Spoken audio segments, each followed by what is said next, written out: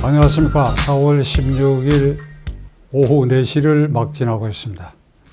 어저께 여러분들께서는 모두가 다 투표에 참가하셨으리라고 믿습니다. 저도 오후 4시경에 집 근처 초등학교에 설치되어 있는 투표장에서 투표권을 행사했습니다.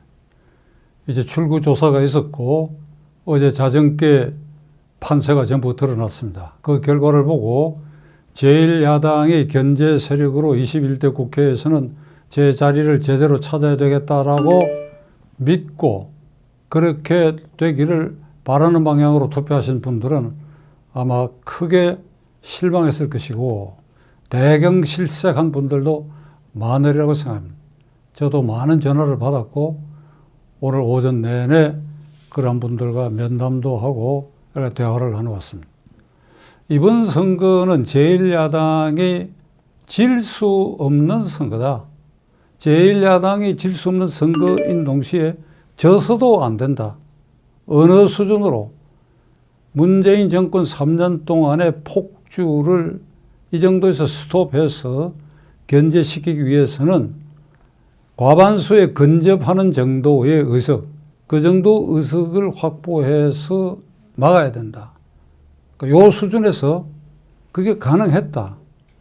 질 수 없다.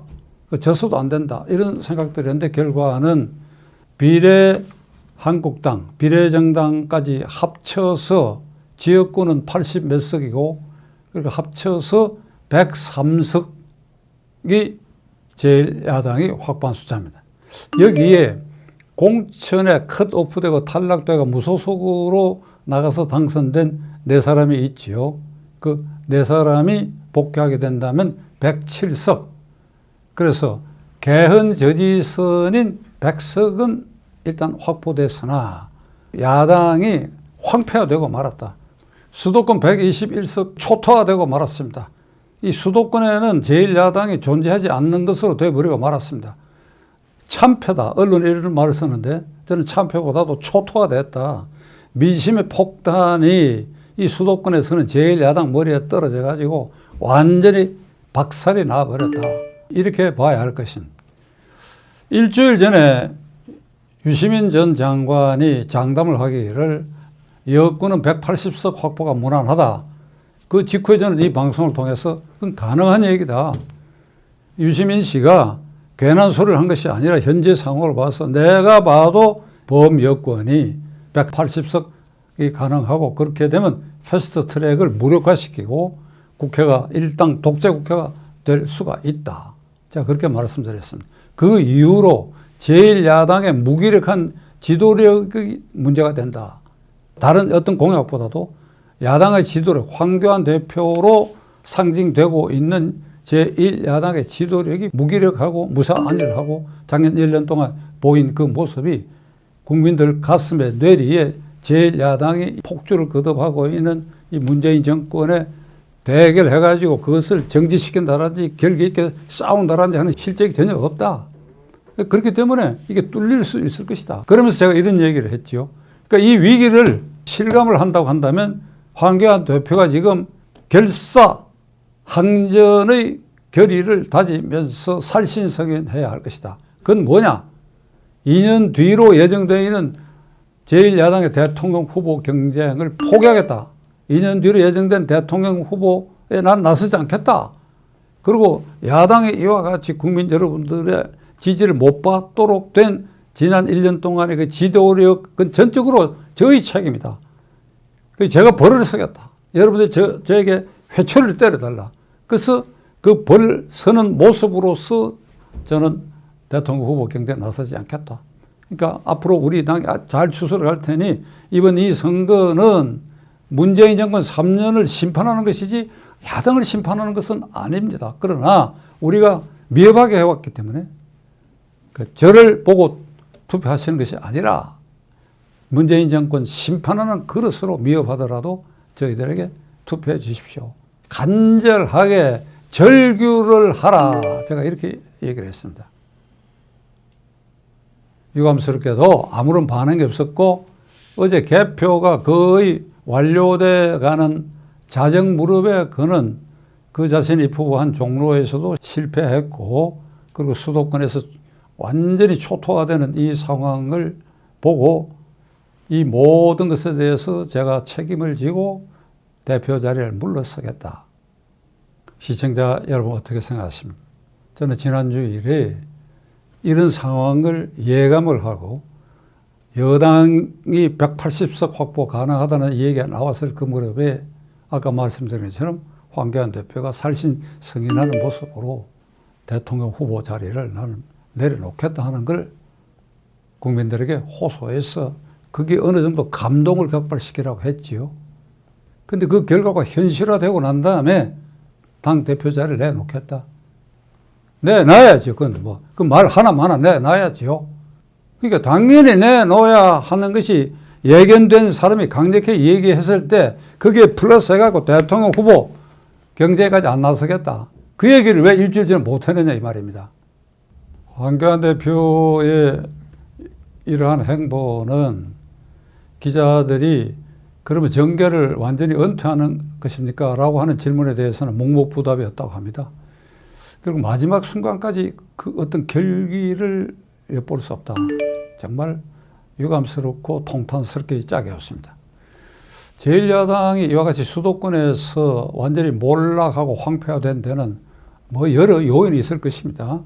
이거 코로나 사태가 덮쳤다. 문재인 대통령이 공로를 독점하고 있다. 사실이죠. 독점하고 있지요.